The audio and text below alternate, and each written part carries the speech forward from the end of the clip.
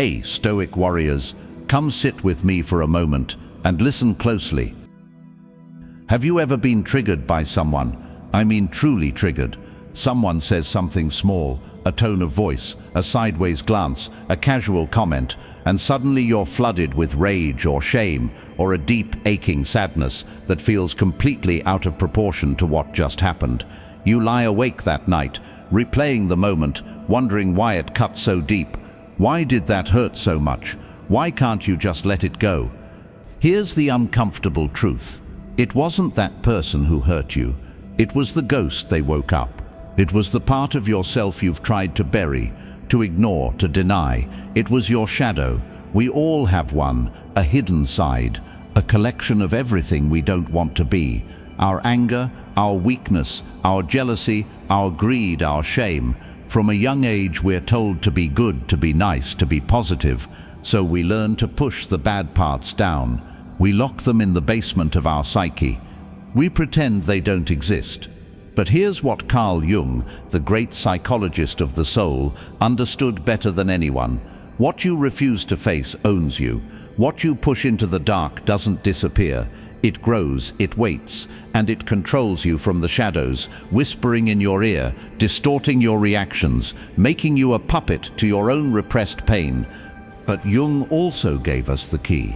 He said, "I am not what happened to me. I am what I choose to become." And he showed us that the path to becoming unshakable, the path to a place where nothing and nobody can ever hurt you again, runs directly through the shadow, not around it, through it. In this video, we're going to explore the profound journey of shadow work.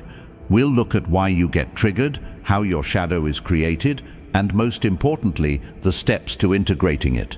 Because when you heal your shadow, you stop being a victim of your own unconscious, you become whole, and a person who is whole is immune to the small arrows that pierce the rest of the world. If you're ready to stop being triggered and start being free, hit that subscribe button. This is your invitation to the deepest work you'll ever do. Let's go back, way back to when you were a child. You were born whole, a complete human being with the full spectrum of emotion and potential. You could feel joy, sure, but you could also feel rage. You could feel wild desire. You could feel jealousy when your sibling got attention. You could feel the urge to hit, to break, to scream. Then the world started talking. Your parents said, "Don't be angry, it's not nice." Your teachers said, "Good girls don't shout." Your friends said, "Stop being so weird." And you learned quickly. You learned that some parts of you were acceptable and some parts were not. The acceptable parts, the smile, the compliance, the hard work, those became your persona, your mask, the face you show the world. But what happened to the unacceptable parts? Where did your anger go? Where did your desire go? Your jealousy, your laziness, your so-called darkness?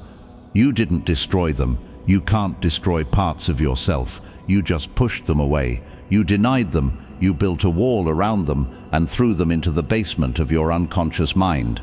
Jung called this the shadow. It is the person you could have been but were not allowed to become. And here's the tragedy. The shadow doesn't just sit quietly in the basement. It's alive. It's a living, breathing part of your psyche. And because you refuse to look at it, it grows wild. It becomes monstrous. It becomes everything you fear. Now we arrive at the painful question. Why do other people have the power to hurt you so deeply? Think about the last time someone really got under your skin. What was it about them? Did they accuse you of being selfish? Did they call you lazy? Did they imply you were weak? Did they make you feel stupid? Here's what was really happening. They weren't showing you who they were. They were holding up a mirror, and in that mirror you caught a glimpse of your own shadow. If someone calls you selfish and you are completely secure in your generosity, their words roll off you like water. You might feel confused or pity them, but you won't feel hurt. The wound only appears when their words land on a part of you that secretly agrees, a part you've hidden, a part you've denied. Jung put it this way: everything that irritates us about others can lead us to an understanding of ourselves. The people who trigger you the most are your greatest teachers. They are pointing with unerring accuracy directly at the wounds you refuse to see. The bully at work who makes you feel small, he's touching your own unhealed shame about not being enough.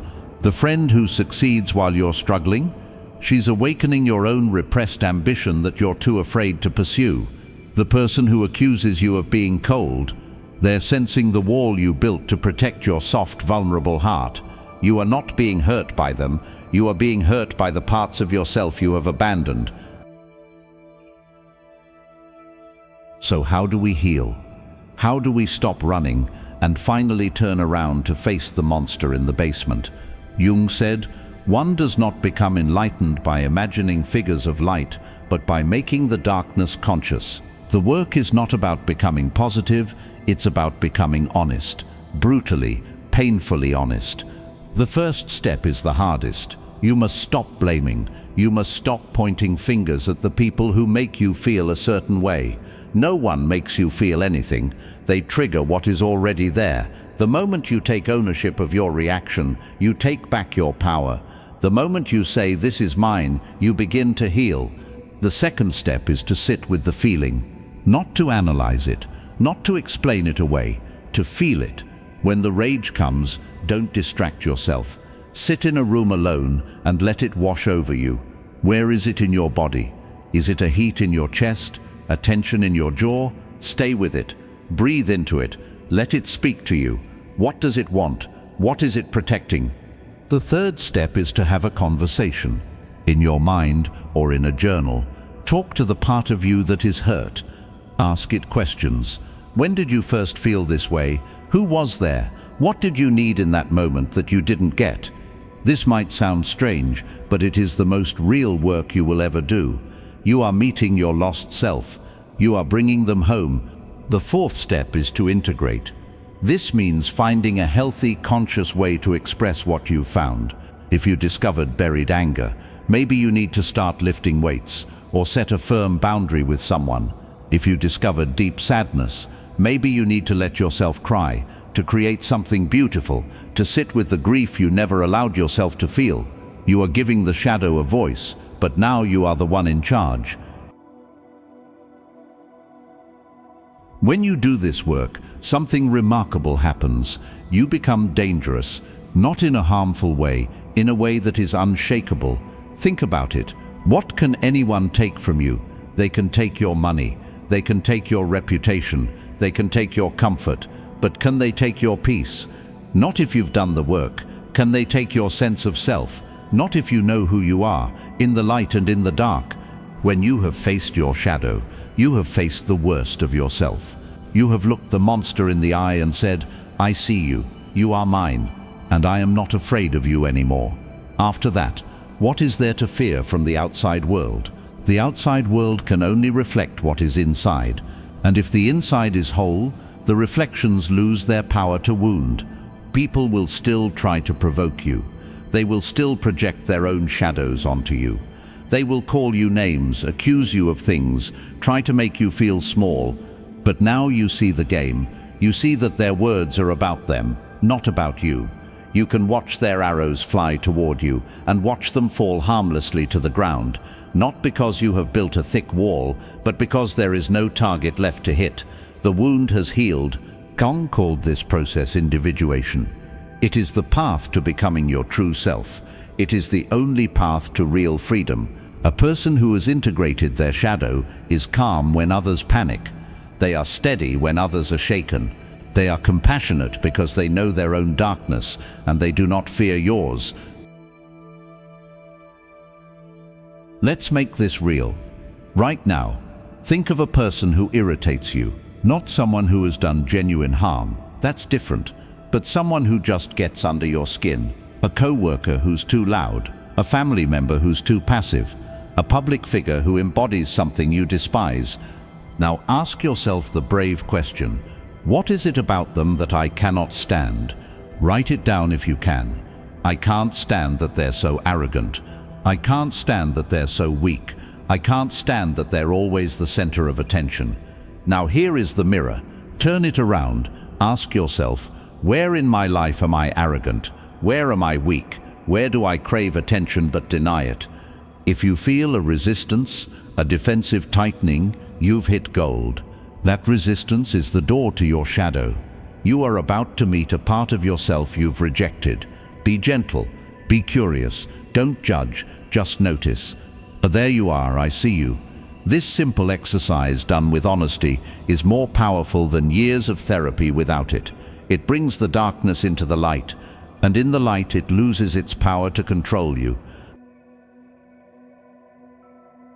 Here is the final piece of the puzzle. The goal is not to kill the shadow. You cannot kill a part of yourself. The goal is not to become all light. A person who claims to have no darkness is the most dangerous person of all. They are completely unconscious, completely projected, and completely capable of immense harm while believing they are good. The goal is wholeness. Jung said, "The shadow is a moral problem that challenges the whole ego personality.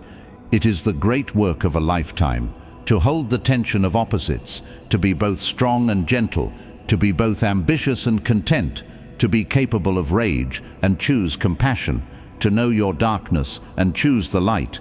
When you are whole, you are like a tree with deep roots.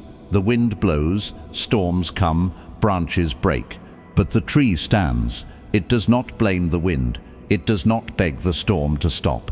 It simply stands, rooted in the truth of what it is. That is the promise of shadow work, not a life without pain. Pain is part of life, but a life without suffering, a life where you are no longer a victim of your own unconscious, a life where other people's opinions, judgments, and projections simply cannot reach the core of who you are. You become immune, not because you are numb, but because you are whole. So here is the invitation. Stop looking outside for the enemy. The enemy, if there is one, lives within, but so does the healer, so does the warrior, so does the king or queen of your own soul. The people who hurt you are not your problem, they are your curriculum. They are the mirrors showing you what you have refused to see, and when you finally look, really look, you will find not a monster, but a lost child. A part of you that just wants to be held, a part of you that just wants to come home. Once you heal your shadow, nothing and nobody will ever hurt you again. Not because the world becomes kind, but because you become unshakable.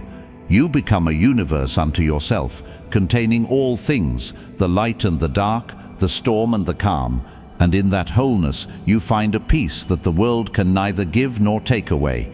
Thank you for having the courage to go this deep with me, for being willing to look where it hurts. That takes strength, real strength.